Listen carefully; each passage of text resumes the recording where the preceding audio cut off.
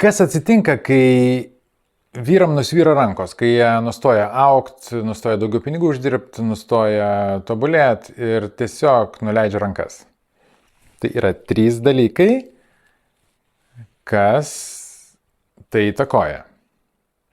Pirmas dalykas. Nepatenkinti vyro poreikiai. Tai poreikiai, tai pavalgės, sekso, palaikymo ir visa kita. Čia įsipaišo ir 5 meilės kalbos, ar jos sutampa, ar jūs žinot apie tai. Tai va, čia pirma. Antra, jeigu vyrui keliami reikalavimai yra daug aukštesni virš jo sugebėjimų.